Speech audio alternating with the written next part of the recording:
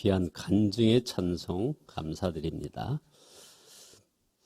사도 바울의 13개의 편지 핵심 강해 시리즈에서 이제 막바지에 왔습니다. 가장 이제 대표적인 사도 바울의 성령론을 잠깐 말씀 올리겠습니다. 대표적인 말씀이 바로 오늘 우리 장로님께서 봉독하신 갈라디아서 5장 16절입니다. 내가 이르노니 너희는 성령을 따라 행하라. 그리하면 육체의 욕심을 이루지 아니하리라. 여러분, 우리에게는 사실 이런저런 많은 문제가 있지만 언제나 답은 성령 충만해지는 것임을 잊어서는 안 됩니다. 성령 충만한 사람은 어떤 신비한 황홀감을 경험하고 방언을 하고 예언도 하고 기적을 행하는 사람이 아닙니다. 성령 충만하면 성경의 모든 진리가 하나님의 말씀임이 믿어지는 것입니다. 성령 충만한 사람은 사랑이 충만한 사람입니다. 기쁨과 화평의 사람이 되는 겁니다. 자비롭고 온유하며 절제하는 사람이 바로 성령 충만한 사람입니다. 자신을 모함하고 배신하는 사람을 위하여도 기도하고 축복합니다. 성령 충만한 사람은 자신의 죄만 회개하는 것이 아니라 다른 사람들의 죄를 위해서도 회개하고 또 세상의 죄에 대해서도 회개를 합니다. 자신을 모독하는 말에도 쉽게 화를 내지 않고 또 화를 내어도 오래 품지 않고 더 놀라운 것은 결국은 화를 품었던 것까지도 회개를 하는 사람입니다. 이런 분들이 바로 성령 충만한 사람입니다. 성령 충만한 사람은 교회를 세우는 사람입니다.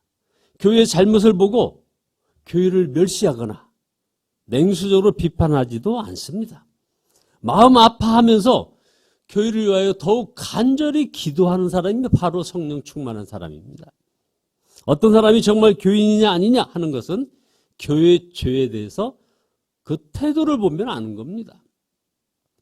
쌍둥이가 둘이냐 하나냐 하는 논란에 솔로몬 왕은 그러면 한 아이 머리를 찔러보아라 이렇게 얘기했습니다.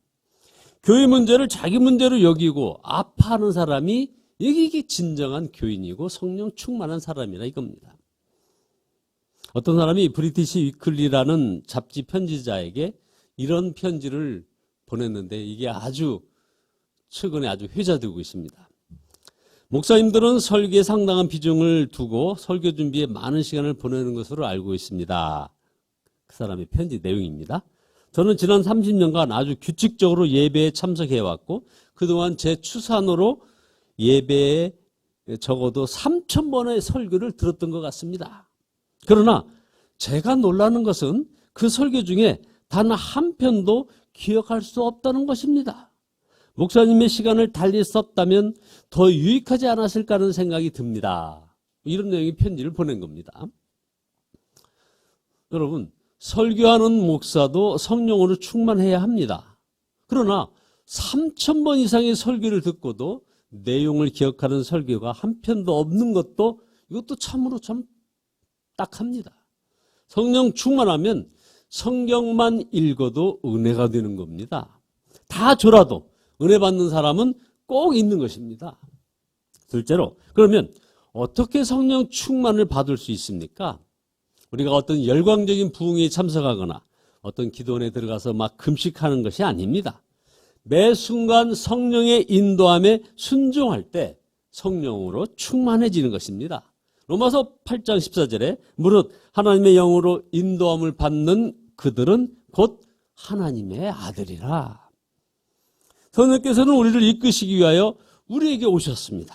갈라디아서 5장 16절 우리가 아까 읽은 대로 내가 이르노니 너희는 성령을 따라 행하라. 그리하면 육체의 욕심을 이루지 아니하리로다. 우리가 매사에 하나님의 인도하심을 구하는 것은 이 시대 정신에 좀 거스리는 것 같습니다. 무엇이든지 자기가 선택해야 한다는 생각이 바로 지금의 시대 정신이 아닌가 이런 생각이 가요.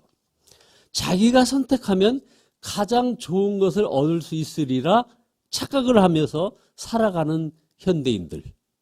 많은 그리스도인들이 하나님 제게 복을 주세요. 우리 가정에 복을 주세요. 우리 교회에 복을 주세요라고 기도합니다. 그래서 열심히 살면서도 물이 포도주가 되는 역사, 오병이어의 기적, 생수의 강이 흐르는 그런 역사를 사실은 구체적으로 경험하지 못하고 있는 것입니다.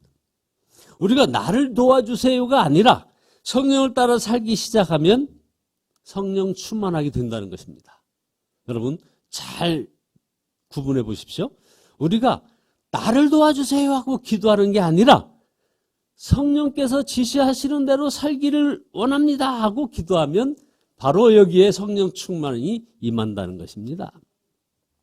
우리가 매일 성경 통독도 하면서 주님을 바라보는 것은, 그리고 주님을 바라보려는 것은 성령 충만을 받기 위한 준비인 것입니다. 아직은 예수님과 동행하는 삶에 대하여 많은 분들이 이게 좀 잘 안 된다, 이게 목사님 말씀처럼 그렇게 쉽지가 않다 이렇게 얘기하는 분들이 많이 계십니다. 예수님과 친밀히 동행하는 이들이 사실은 적습니다. 그것은 영적 대각성이 일어나지 않은 상태이기 때문인 것이죠. 본인과 본인의 가정, 가문의 말입니다. 그러나 주님과 동행하려는 그 갈망 그 자체가 이미 성령 충만의 삶이 시작된 것입니다. 오순절 성림 강림 때에도 보십시오. 마가다락방에 열흘간의 사람들이 모여가지고 어떻게 했습니까? 전심으로 모여서 기도하지 않았습니까? 어느 부흥의 시대나 갈망이 먼저 일어났고 부흥이 임하지 않은 것 같아 안타까워하던 그런 시기가 있었던 것입니다. 그러므로 우리가 매일 성경을 읽으면서 주님과 더욱 친밀히 동행하기를 사모하는 것, 이것은 바로 강력한 성령의 역사다 이 말입니다. 그러나 여기서 끝이 아닙니다. 반드시 강력한 성령의 부흥이 임하게 되는 것이죠. 한 사례를 소개하겠습니다. 727년에 헤른후트의 모라비안 공동체에서 골든 썸머라고 불리워지는 큰 부흥운동이 일어났었습니다. 세계 교회사에 아주 크게 기록된 사건입니다. 모라비안 교도들은 주님과의 인격적이고 친밀한 동행, 여기에 눈이 뜨인 그런 사람들이었습니다. 거기에 대표적인 진젠도르프라는 분은 교회의 기초는 신조가 아니라 경건이다. 나에게는 단 한 가지 열망밖에 없다. 그것은 예수님, 오직 그분뿐이다 라고 말을 했습니다. 당시 대다수의 경건주의자들은 그 다시 오실 주님을 기다리는 그런 주님 재림의 신앙이 있었는데, 이 모라비안 교도들은 바로 이미 자신들과 함께 하시는 주님과의 그런 인격적인 교제를 중요시한 것입니다. 이미 함께 하시는 그 예수님과 교제하는 것 말입니다. 이게 모라비안들은 삶의 전 영역 속에서 주님과의 인격적인 교제를 생명처럼 여기고 이것을 실천해 왔던 그런 부류입니다. 말씀에 대한 깊은 연구와 묵상을 하였고 말씀대로 살기 위하여 매일 자신들의 삶을 점검하는 그런 훈련을 가졌습니다. 그런데도 그들 안에 어떤 갈등과 다툼이 일어났고 공동체가 깨질 위기도 겪었다는 겁니다. 그때 그들 안에 강력한 회개의 운동이 일어났다는 것입니다. 실패를 겪었지만 회복시키는 성령의 역사에 정직하게 반응을 했던 그들이라 이 말이죠. 자, 그럼 셋째로, 저는 지금의 이 코비드19 이 팬데믹 상황, 그리고 또 지금 이제 위드 코로나 상황, 이것이 하나님의 부흥을 위한 준비라고 믿어지고 있는 그런 사람 중에 한 사람입니다. 지금 우리가 할 일은 우리가 서 있던 넘어졌던 간에 주님을 바라보고 바로 성령을 따라 사는 것입니다. 생각에서부터 성령을 따라가야 한다는 것이죠. 로마서 8장 5절에 보면 육신을 따르는 자는 육신의 일을, 영을 따르는 자는 영의 일을 생각하나니 육신의 생각은 사망이요 영의 생각은 생명과 평안이니라. 그러니까 성령을 따라 사는 삶의 시작은 생각부터 성령을 따라가는 것입니다. 물론 많은 그리스도인들이 죄 안 짓고 살려고 무진 애를 씁니다. 그러나 결과는 어떨까요? 언제나 좌절입니다. 사악한 행위는 모두 두 번씩 저질러짐을 우리가 알아야 합니다. 한 번은 이 머리로, 또 한 번은 우리의 행동을 통해서 이 사악한 일이 저질러지고 있습니다. 우리는 죄와 싸울 때 생각에서 먼저 싸운다는 사실을 명심해야 합니다.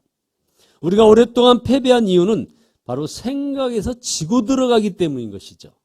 그러므로 아무 생각이나 품어서는 안 된다는 이유가 여기에 있는 것입니다. 골로새서 3장 2절에 위의 것을 생각하고 땅의 것을 생각하지 말라. 또 빌립보서 4장 8절에 보면 끝으로 형제들아 무엇에든지 참되며 무엇에든지 경건하며 무엇에든지 오르며 무엇에든지 정결하며 무엇에든지 사랑받을 만하며 무엇에든지 칭찬받을 만하며 무슨 덕이 있든지 무슨 기림이 있든지 이것들을 생각하라. 결국 우리 삶에 있어서 가장 획기적인 변화는 모든 생각을 그리스도께 복종시킬 때 이때 변화가 온다 이 말입니다. 그래서 고린도후서 10장 5절에 하나님 아는 것을 대적하여 높아진 것을 다 무너뜨리고 모든 생각을 사로잡아 그리스도께 복종하게 하니. 저는 사실 하나님의 뜻대로 사는 것은 고생길이라고 생각한 적이 있었습니다. 아마 여러분도 그런 생각 하신 적 있나 모르겠습니다. 하나님은 언제나 싫은 것은 하라 하시고 하고 싶은 것은 하지 말라 하시는 그런 분처럼 여겼었습니다. 정말 우리 하나님은 그래서 그런 나한테는 인색하고 까다롭고 그리고 심지어 잔인하다고까지 여겼던 적이 있었습니다. 그런데 어느 날 주님께서 갑자기 저에게 한 생각을 주셨어요. 내가 무엇을 알기에 무엇이 되고 안 되고를 그토록 갈망하느냐? 정신이 번쩍 났습니다. 그 후 제 뜻이 이루어지게 해달라는 기도를 이제는 포기했습니다.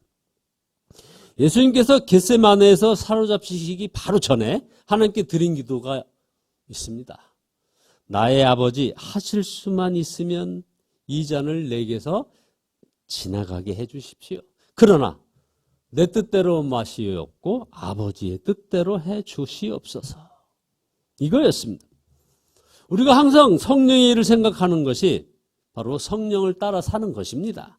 거짓되고 음탕하며 우리 자신을 파멸시킬 생각이 우리 마음에 떠오르면 그것을 물리쳐야 합니다.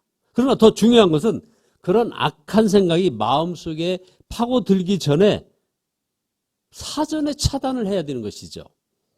여러분, 한번 떠오른 어떤 생각과 싸우는 것이 얼마나 어려운지 겪어보신 분들은 다 아십니다. 여러분 다 아시지 않습니까? 이래서는 안 되는데 하다가 그냥 넘어지고 맙니다. 악한 생각을 근본부터 막아버리는 것은 계속 말씀을 묵상하고 암송하는 방법밖에 없습니다.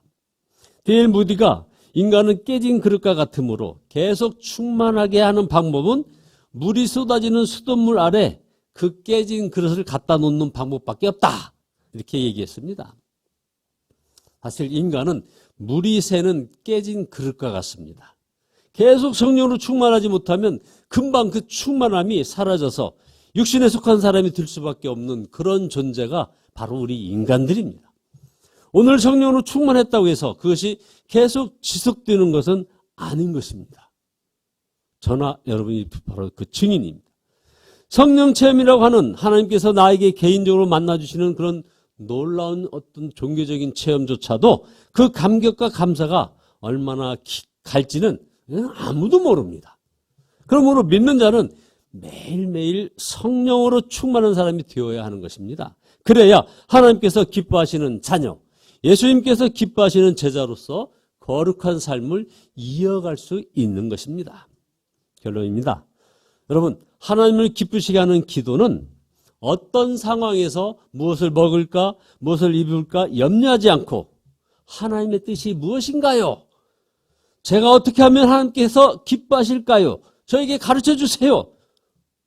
제가 순종할게요 하는 이런 기도입니다. 여러분, 우리는 한번 성령을 받은 것이 아니라 계속해서 성령을 따라 살아야 한다는 존재를 잊지 마시길 바랍니다.